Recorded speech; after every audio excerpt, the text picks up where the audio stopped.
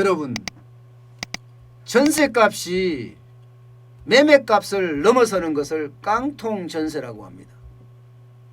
그런데 이 깡통전세가 지방에서만 있는 줄 알았는데 점차 수도권에서 경기권, 수도권 경기권에서 서울로 이제는 서울로까지 오기 시작했어요. 아니 전세값이 올라도 뭐 이렇게까지 오르냐 이렇게 이야기할 정도로 모두가 난리예요. 모두가. 전세가 이렇게 계속해서 오르면 우리 서민은 어떻게 살라고 하는 게 요즘 시장의 분위기입니다. 올라도 너무 많이 오르기 때문이에요. 보세요. 이게 한국감정원의 지표입니다. 한국감정원은 뭔가 이 민간의 어떤 부동산 지표를 내는 곳하고 KB부동산이나 부동산 114나 이런 데보다가 후해요.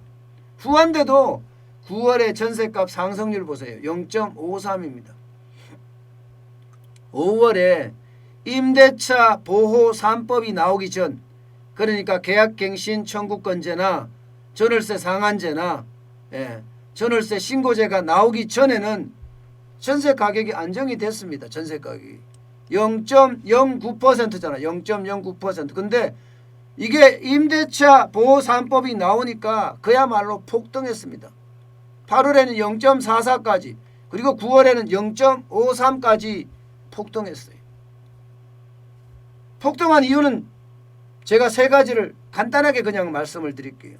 세 가지. 전세가격이 폭등한 이유. 지금 기존에 계약갱신 청구권이 지금은 2년이었거든. 전세 기간이 4년으로 늘어났습니다. 4년을 늘어나려고 보니까 이게 앞으로 계약금 못 올리겠거든. 그러니까 전세 가지고 있는 집주인이 물량을 안 내놔. 1번. 이게 1번이에요. 2번. 지금 제일 심각한 게 저는 2번이라고 생각하는데요. 이게 재건축, 강남 재건축이 많은데 강남 재건축에 실거주 의무기간이 있습니다. 실거주 의무기간. 이 2년이거든요. 그럼 전세에 사는 사람 내보내고 내가 살아야 돼. 그래야지 조합원 자격증을 얻을 수 있습니다. 조합원 자격증 못 얻으면 돈 다 날리는데 누가 안 하겠어요? 이거 당연히 실거주 하겠죠. 3번. 신도시 물량 내년 7월에 분양한다고 정부가 발표하니까 그거 기다리는 사람이 130만이에요. 그러니까 이들이 집을 안 사고 전부 전세로 가는 거예요. 그러니까 전세는 더 풍기. 그러니까 전세 가격이 이만큼 올라가는 겁니다. 이렇게. 전세 가격이 이만큼 올라간다는 사실은요. 결국 서민들에게는 굉장히 큰 아픔을 줄 수도 있다. 이런 얘기가 되고요. 다른 한편으로는요. 집값은 규제로 다 내려가게 묶어놨단 말입니다. 더 이상 올라가지 못하게 해놨어요. 2주택, 3주택자가 되면 세금이 그야말로 융단폭격으로 나오기 때문에 사람들이 간망하고 있는 자세예요. 있는 사람도 오히려 팔라고 해.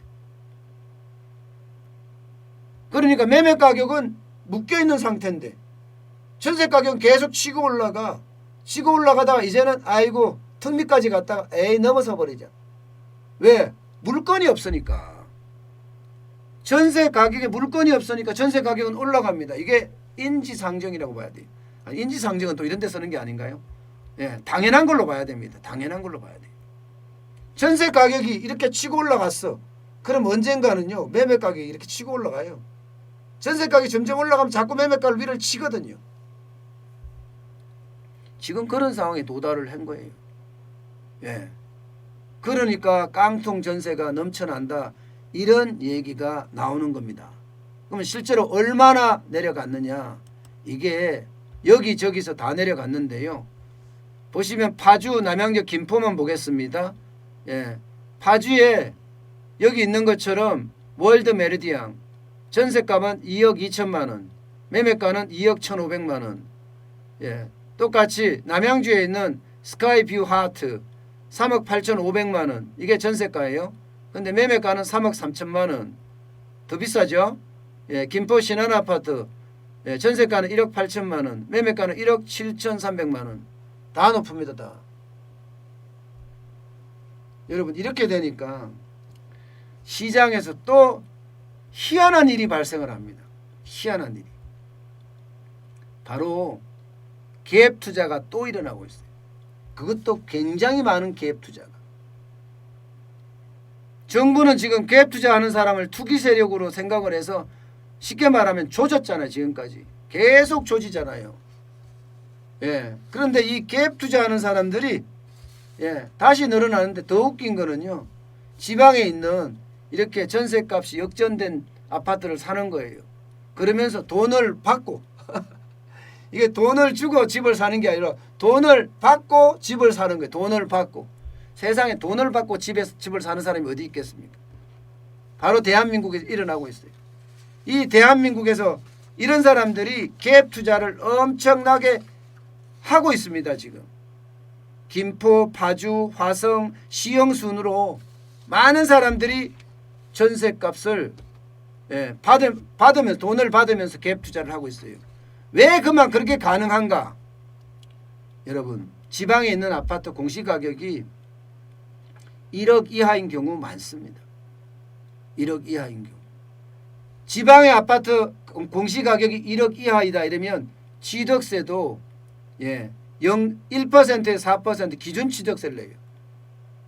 내가 두 채라고 해서 8% 내고 세 채라고 해서 12% 내는 게 아니에요.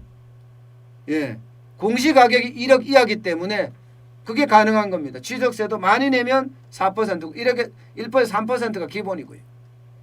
게다가 공시가격이 5천만 원 이하인 지방의 집들 많습니다. 아파트들 많아요. 이런 아파트들은 여러 채를 소유하더라도 종부세가 없습니다. 종부세 부담이 거의 없습니다. 종부세는 있는데 종부세 부담이 거의 없습니다. 그러니까 갭 투자도 일어나는 거예요. 갭 투자도. 참 웃기죠. 진짜 시장이라는 건 다이나믹하다는 걸 여러분도 지금 아마 느끼셨을 거예요. 굉장히 다이나믹하다는. 시장은 절대로 잡을 수가 없어요. 시장은. 정부가 시장을 잡겠다 하는 발상 자체가 시장을 진짜 모른다. 저는 이렇게밖에 말 못합니다. 모르기 때문에 시장을 잡자는 거야. 시장을. 미친 거죠. 미친 거죠. 시장은요. 어느 나라에 가든 수요와 공급의 원리에서 작동이 되고 바로 수요와 공급에 의해서 가격이 결정되는 게 시장이에요. 정부가 들어와서 감 나와라 배 나와라 해버리면 시장은 계속 왜곡돼요. 왜곡. 갭 투자 그렇게 막으려고 했는데 지금 갭 투자 다시 못 막게 생겼잖아요. 또 규제해야 돼. 또 규제. 변화무쌍한 시장을 우리 김현미 국토교통부 장관은 부처님처럼 손 위에 두고 싶었나 봐요. 절대 시장 경제는 손 위에 둘 수가 없습니다. 마찬가지로 자유민주주의도 절대 손 위에 둘 수가 없어요. 손 위에 두는 순간 그것은 권력의 아주 나쁜 것으로 변질해 버립니다. 저는 왜 그렇게 시장에 개입하려고 하는지 도대체 이해를 못하겠어요. 사회주의로 간다고요? 대한민국 사람들 보세요. 얼마나 많은지. 모든 사람들이 저항할 거예요. 사회주의로 가는 거. 저도 마찬가지예요. 사회주의나 공산주의로 간다면 온몸으로 저항할 겁니다. 그게 말이 되는 소리가 아니잖아요. 대한민국은 수많은 고통을 겪었어요. 해방 후, 전쟁 후, 전쟁. 그런 고통을 겪어가면서 시장경제와 자유민주주의를 지켜왔습니다. 그런데 이거를 자꾸 규제라는 이름으로 소나기에 넣으려고 한다는 자체가 모순이다. 저는 이렇게 말씀드리겠습니다.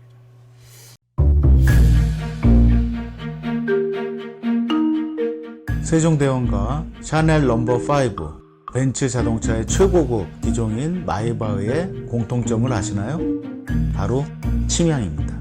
침향이란 동남아시아에서 자생하는 침향나무가 상처를 입었을 때 스스로를 보호하기 위해서 분비시키는 침향나무의 진액입니다. 진침향은 태국산 침향과 러시아산 녹용, 그리고 국산 홍삼, 백봉령, 산수유, 당귀, 숙지향, 꿀로 이루어진 치명환으로 만성 피로나 또 스트레스, 기력이 저하된 직장인분들, 또 수험생들, 연세 드신 어르신분들이 드시면 좋은 환입니다. 진치명 여러분들께 자신있게 권해드립니다.